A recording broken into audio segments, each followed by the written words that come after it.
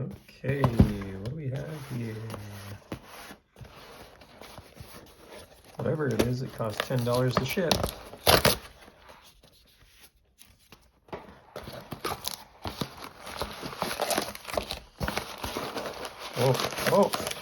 Oh, what?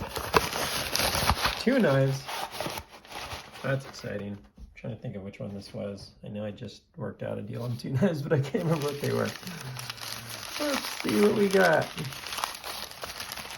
It's late. It's been a long week at work. Oh, cool.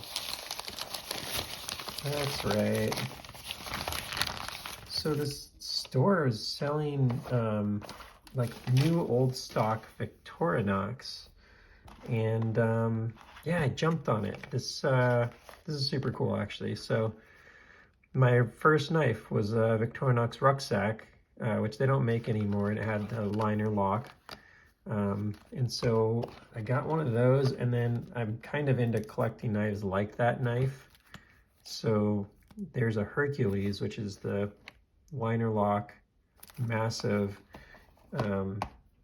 option as well. So let me grab a couple knives to bring over for this. So there's my baby, my original, and you've seen on here before. I have that, and I have the Pearwood Damasteel picnicker as well. So this is the ooh, that's embarrassing, but I just pulled it out of nowhere. Soldier or something. I actually just forgot the name of it. What is the name of this thing? Now I'm going to check. That one is a one-hand U.S. Army is what it's called. And I don't think they make this anymore. Maybe they do, but they're hard to come by. Actually need to clean this up. But it's like this dark anodized finish, which I think is really cool. So anyways, if you remember the story, my original has the broken knife tip and missing a toothpick. And I've actually even, I think I mentioned, like, had to go back and bend these together because I used to use it as a hammer. You can see how beat up that is, but all these liners were like bent in when I recently brought this back out. So I was super excited to find, because you see this sometimes, but just at ridiculous prices, a new in-box original. Now it's not the same year, mine's older. This is a newer model, you can tell by the logo. But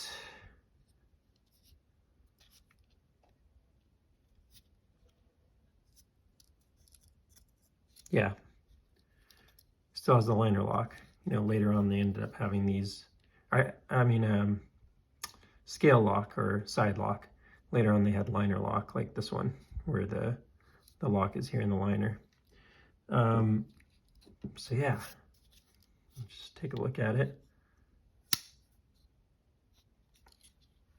Just give it a little wipe down, make sure everything looks good.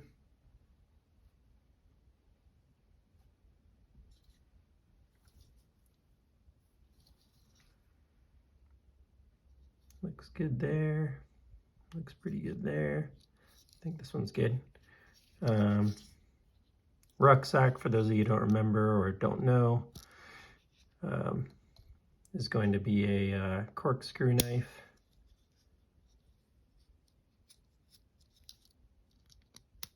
That's what I'm missing there. Let's see, really curious how this feels new. It's been a long time since I handled a new one.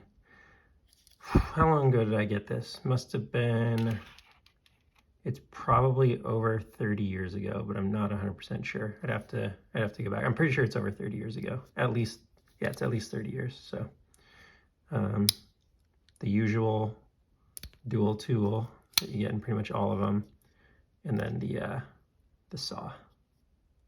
So every kid's dream, this model. Big 111 millimeter. The next one I'm trying to find is, I think there's one in between these two. in terms of how that looks. I think there's like a version in between these two logos. So that's cool. That looks good. I'm happy with this one. I got it for a reasonable price, not as probably double what I paid for that, or my parents paid for that, or whoever bought it for me. I don't remember if my grandfather bought it for me or my parents or whatever. But that was my first knife, so it's cool to get like a brand new original, especially given the condition. And this one even still has this Hercules even still has like the plastic on the packaging, which is pretty cool. Victorinox went through a lot of phases. You can see like the boxes. These are some of the older boxes. Here's a current box to compare. But you can tell usually by the boxes and serial numbers and stuff, like what kind of vintage they are, like how far back they go. And then of course you go back to a certain point and they didn't have boxes, and it's a whole nother ballgame. But let's see if we can get this Hercules out without messing stuff up too much. I think the best way to do it is to kind of shake it down like that. Yep, that worked out perfect. Wow, look at that beast. Aptly named the Hercules. And again, scale lock. And what's cool about this is you get in the 111 millimeter format here. Sorry about the focus. I think I've been pretty off throughout this video. But you're getting some really cool tools. I've never seen that before. I guess they used the tools from like the 90, what is it? Is it 91 or 93 millimeter? No, I just blanked. 91 millimeter? 91 millimeter, I think, for Victorinox. That'll be a fun one for you to correct if I'm wrong. Sorry. But what I'm seeing here, I'm really curious how that looks, is there's these little like stoppers or seats that they sit into, like for the scissors.